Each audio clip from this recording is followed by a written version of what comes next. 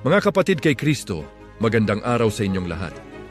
Bilang inyong lingkod at kasama sa pananampalataya, nais kong ibahagi sa inyo ang pinakaubod at pinakamahalagang katotohanan ng ating simbahan, ang muling pagkabuhay ng ating Panginoong Hesukristo.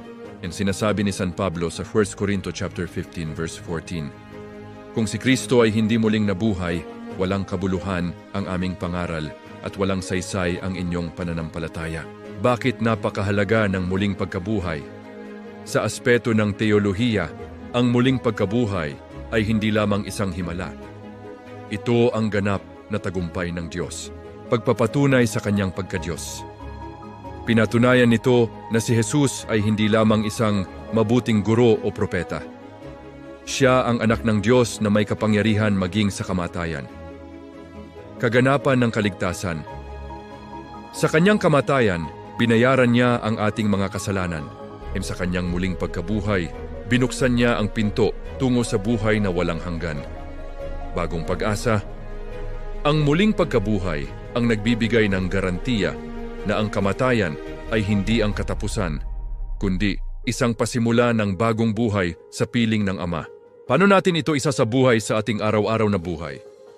Minsan, iniisip natin na ang muling pagkabuhay ay nangyari lamang noong unang panahon o mangyayari pa lamang sa kabilang buhay.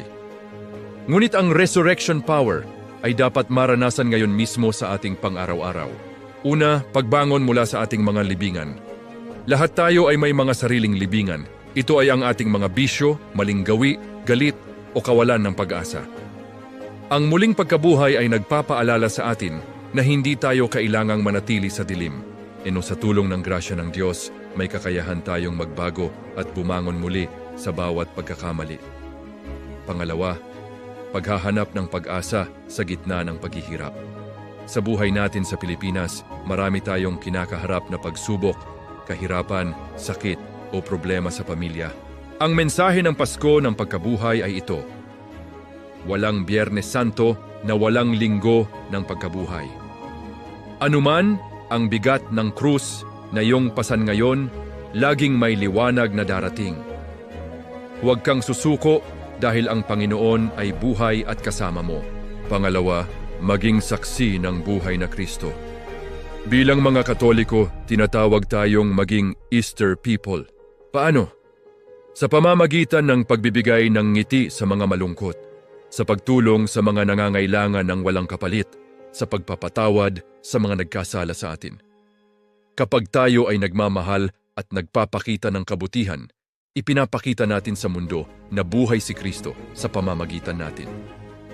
Hamon para sa linggong ito: ano ang isang libingan o negatibong aspeto ng iyong buhay ang nais mong iwanan upang muling makabangon kasama ni Jesus? Simulan mo ito sa isang maliit na hakbang at payagan ang liwanag ni Kristo na pumasok sa iyong puso.